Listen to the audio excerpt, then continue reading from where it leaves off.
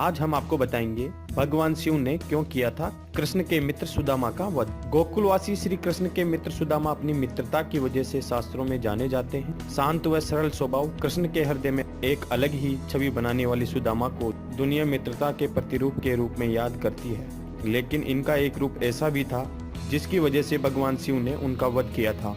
इस तथ्य पर विश्वास करना कठिन तो है, परंतु यदि हम इतिहास के पन्ने पलटें तो यह सच उभर कर सामने आता है। तो ऐसा क्या किया था सुदामा ने जिस कारण भगवान शिव को विवश होकर उनका वध तक करना पड़ा। स्वर्ग के विशेष भाग गोलोक में सुदामा और विराजा निवास करते थे। विराजा को कृष्ण से प्रेम था, किंतु सुदामा स्वयं विराजा को प्रेम करने लगे। एक बार जब विराजा और कृष्ण प्रेम में लीन थे, तब स्वयं राधा जी वहां प्रकट हो गई और उन्होंने विराजा को गोलोक से पृथ्वी पर निवास करने का श्राप दिया।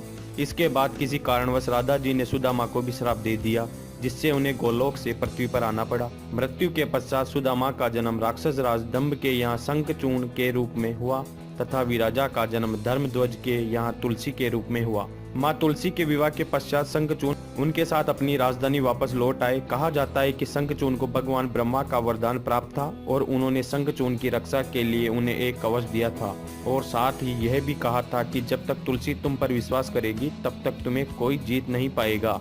इसी कारण शंखचूर्ण धीरे धीरे कई युद्ध जीतते हुए तीनों लोक के स्वामी बन गए। शंखचूर्ण के क्रूर अत्याचार से परेशान होकर देवताओं ने भगवान ब्रह्मा से सुझाव की प्रार्थना की। ब्रह्मा जी द्वारा भगवान विष्णु से सलाह लेने की बात कहे जाने पर देवतागण विष्णु के पास गए। विष्णु ने उन्हें शिव जी से सलाह लेने को कहा। देवताओं की परेशानी को समझते हुए भगवान शिव ने उन्हें शंखचूर्ण को मारकर उसके बुरे कर्मों से मुक्ति दिलाने का वचन दिया, लेकिन इससे पहले भगवान शिव ने शंखचूर्ण को शांतिपूर्वक देवताओं को उनका राज्य वापस सौंपने का प्रस्ताव रखा, परंतु हिंसावादी शंखचूर्ण ने शिव को ही युद्ध लड़ने के लिए उत्तेजित किया। शंखचूर्ण यानी कि सुदामा ने पुनर्जन्म के रूप में युद्ध के प्रस्ताव के पश्चात भगवान शिव ने अपने पुत्रों कार्तिकेय एवं गणेश को युद्ध के मैदान में उतारा। इसके बाद भद्रकाली भी विशाल सेना के साथ युद्ध के दौरान मैदान में उतरी। शंखचूर्ण पर भगवान ब्रह्मा के वरदान के कारण उन्हें मारना काफी कठिन था, तो अंत में भगवान विष्णु युद्ध के दौरान शंखचूर्ण के सामने प्रकट हुए और उनसे उनका कवच मांगा जो उन्हें ब्रह्मा जी ने दिया था। शंखचूर्ण ने तुरंत ही कवच भगवान विष्णु को सौंप दिया। तत्पश्चात माँ पार्वती के कहने पर भगवान विष्णु ने कुछ ऐसा किया कि युद्ध का पूरा दृश्य ही बदल गया। वे शंखचूर्ण के कवच को पहनकर उस अवतार में माँ तुलसी के समक्ष उपस्थित हुए।